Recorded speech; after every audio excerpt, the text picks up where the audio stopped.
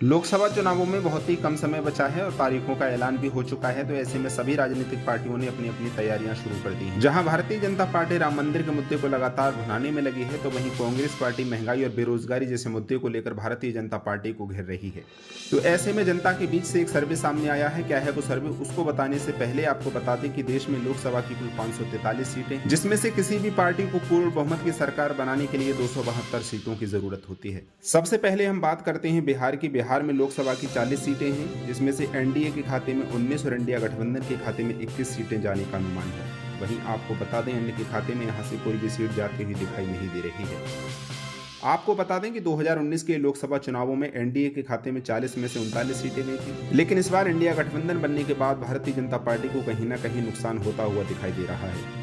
उसके बाद हम बात करेंगे महाराष्ट्र की। महाराष्ट्र में लोकसभा की 48 सीटें हैं, जिसमें से एनडीए के खाते में 23 और इंडिया गठबंधन के खाते में 25 सीटें जाने का अनुमान है। अगर महाराष्ट्र में अन्य की बात करें तो अन्य के खाते में महाराष्ट्र से कोई भी सीट जाने का अनुमान नहीं है। उसके बाद हम बात करते हैं उत्तर प्रदेश की। उत्तर प्रदेश में लोकसभा की 80 सीटें हैं, जिसमें से एनडीए के खाते में 53 सीटें जाने का अनुमान है। वहीं इंडिया गठबंधन के खाते में 25 सीटें जाती हुई दिखाई दे रही हैं। अगर अन्य की बात करें तो अन्य के खाते में उत्तर प्रदेश से महज 2 सीटें ही जाने का अनुमान है। आपको बता दें, उत्तर प्रदेश में भारतीय जनता पार्टी की सरकार है और 2019 के लोकसभा चुनावों में भारतीय जनता पार्टी के खाते में 62 सीटें गई थी। इंडिया अलायंस बनने के बाद एनडीए को काफी नुकसान होता हुआ नजर आ रहा है। वहीं इंडिया गठबंधन के खाते में यहां काफी इजाफा होता हुआ दिखाई दे रहा है। उसके बाद हम बात करते हैं असम की। असम में लोकसभा की 14 सीटें हैं, जिसमें से एनडीए के खाते में 7 और इंडिया गठबंधन के खाते में 5 सीटें जाने का अनुमान है। वहीं अगर अन्य की बात करें तो अन्य के खाते में असम से 2 सीटें जाती हुई दिखाई दे रही हैं। असम में भारतीय जनता पार्टी की सरकार है, हिमंता बिश्वा शर्मा चीफ मिनिस्टर हैं, तो ऐसे में एनडीए के खाते में सबसे अधिक 7 सीटें जाने का अनुमान है। उसके बाद हम बात करेंगे पंजाब की। पंजाब में लोकसभा की 13 सीटें हैं। अगर एनडीए की बात करें तो एनडीए के खाते में पंजाब से कोई भी सीट जाने का अनुमान नहीं है। वहीं इंडिया गठबंधन के खाते में 12 सीटें जाती हुई दिखाई दे रही हैं। अगर अन्य की बात की जाए तो अन्य के खाते में पंजाब से महज 1 सीट ही जाने का अनुमान है। आपको बता दें, किसान आंदोलन के बाद से हरियाणा और पंजाब में एनडीए के प्रति लोगों में काफी गुस्सा है, तो इसकी वजह से एनडीए के खाते में यहां से कोई भी सीट जाने का अनुमान नहीं है। वहीं इंडिया गठबंधन बढ़त बनाता हुआ नजर आ रहा है। उसके बाद हम बात करेंगे ओडिशा की। ओडिशा में लोकसभा की 21 सीटें हैं, जिसमें से एनडीए के खाते में 5 और इंडिया गठबंधन के खाते में 4 सीटें जाने का अनुमान है। अगर अन्य की बात करें तो अन्य के खाते में ओडिशा से 12 सीटें जाती हुई दिखाई दे रही हैं। उसके बाद हम बात करेंगे हरियाणा की। हरियाणा में लोकसभा की 10 सीटें। अगर एनडीए की बात करें तो एनडीए के खाते में 5 और इंडिया गठबंधन के खाते में भी 5 सीटें जाने का अनुमान है। 2019 के लोकसभा चुनावों में इंडिया गठबंधन यानी कांग्रेस के खाते में यहां से कोई भी सीट नहीं गई थी।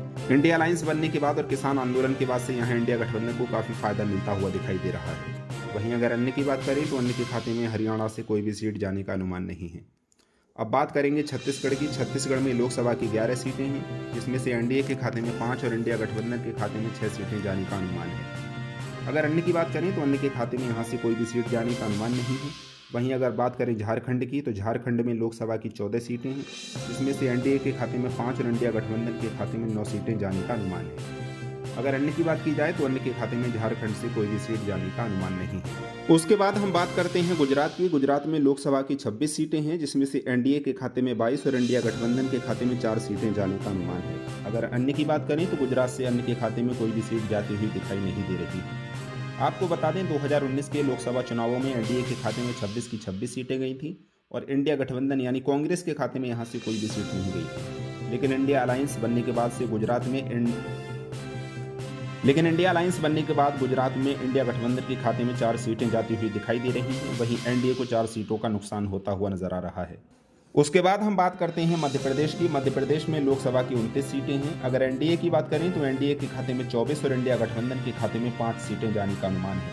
अगर अन्य की बात की जाए तो अन्य के खाते में यहाँ से कोई भी सीट जाने का अनुमान नहीं है। आपको बता दें, मध्य प्रदेश में भारतीय जनता पार्टी ने सरकार बनाई है, तो ऐसे में एनडीए गठबंधन यहाँ काफी मजबूत होता हुआ दिखाई दे रहा है।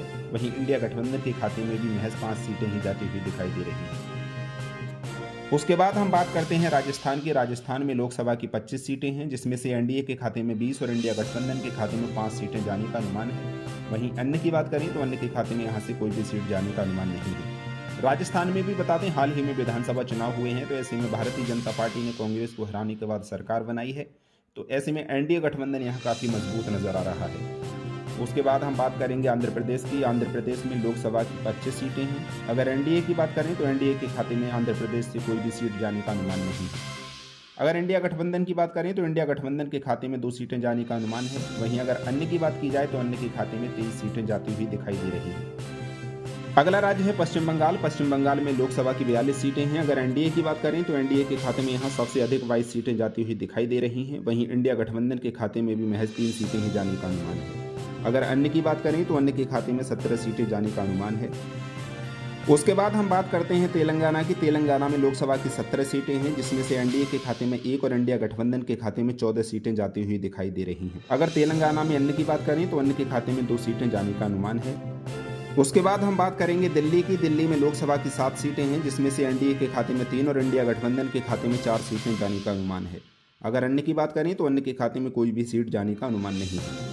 उसके बाद हम बात करेंगे केरल की। केरल में लोकसभा की 20 सीटें हैं, जिसमें से एनडीए के खाते में 0 और इंडिया गठबंधन के खाते में 19 सीटें जाने का अनुमान है। वहीं अन्य के खाते में यहाँ से 1 सीट जाती हुई दिखाई दे रही है, यानी केरल से एनडीए के खाते में कोई भी सीट जाने का अनुमान नहीं है। अगला राज्य है कर्नाटक। कर्नाटक में लोकसभा की 28 सीटें हैं, जिसमें से एनडीए के खाते में 6 और इंडिया गठबंधन के खाते में 21 सीटें जाने का अनुमान है। वहीं अगर अन्य की बात करें तो अन्य के खाते में महज 1 सीट ही जाती हुई दिखाई दे रही है। उसके बाद हम बात करेंगे तमिलनाडु की। तमिलनाडु में लोकसभा की 39 सीटें हैं, जिसमें से एनडीए के खाते में 1 और इंडिया गठबंधन के खाते में 32 सीटें जाने का अनुमान है। वहीं अगर अन्य की बात करें तो अन्य के खाते में 6 सीटें जाने का अनुमान है। उसके बाद हम बात करेंगे हिमाचल प्रदेश की। हिमाचल प्रदेश में लोकसभा की 4 सीटें हैं, जिसमें से एनडीए के खाते में 3 और इंडिया गठबंधन के खाते में 1 सीट जाने का अनुमान है। वहीं अगर अन्य की बात करें तो अन्य के खाते में यहाँ से कोई भी सीट जाने का अनुमान नहीं है। उसके बाद हम बात करेंगे उत्तराखंड की। उत्तराखंड में लोकसभा की 5 सीटें हैं, जिसमें से एनडीए के खाते में 4 और इंडिया गठबंधन के खाते में 1 सीट जाने का अनुमान है। अगर अन्य की बात करें तो उत्तराखंड से अन्य के खाते में कोई भी सीट जाने का अनुमान नहीं है। वहीं बात करते हैं गोवा की। गोवा में लोकसभा की 2 सीटें हैं, जिसमें से एनडीए के खाते में 1 और इंडिया गठबंधन के खाते में भी 1 सीट जाने का अनुमान है। वहीं अगर अन्य की बात करें तो अन्य के खाते में कोई भी सीट जाती हुई दिखाई नहीं दे रही है। अब बात करते हैं जम्मू कश्मीर की। जम्मू कश्मीर में लोकसभा की 5 सीटें हैं, जिसमें से एनडीए के खाते में 3 और इंडिया गठबंधन के खाते में 2 सीटें जाने का अनुमान है। वहीं अगर अन्य की बात करें तो अन्य के खाते में कोई भी सीट जाने का अनुमान नहीं है। उसके बाद हम बात करेंगे लद्दाख की। लद्दाख में लोकसभा की केवल 1 सीट है, जो कि एनडीए गठबंधन के खाते में जाती हुई दिखाई दे रही है। उसके बाद हम बात करेंगे लद्दाख के अलावा जो भी अन्य केंद्र शासित प्रदेश हैं उनकी, तो उनमें लोकसभा की 6 सीटें हैं, जिसमें से एनडीए के खाते में 2 और इंडिया गठबंधन के खाते में 4 सीटें जाने का अनुमान है।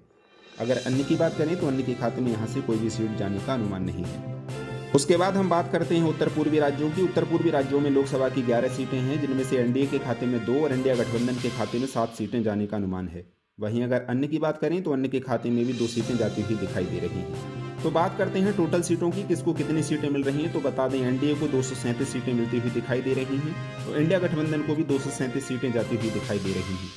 वहीं अगर अन्य की बात करें तो अन्य के खाते में 543 सीटों में से 69 सीटें जाने का अनुमान है। तो जिस तरीके से ओपिनियन पोल के आंकड़े सामने आ रहे हैं, आपको देखकर क्या लगता है कि 2024 में किसकी सरकार बनेगी और देश का अगला प्रधानमंत्री कौन बनेगा, आप हमारे कमेंट बॉक्स में बता सकते हैं। ऐसी और अधिक चुनावी अपडेट और ओपिनियन पोल जानने के लिए जुड़े रहिए लोकसभा न्यूज़ 24 के साथ।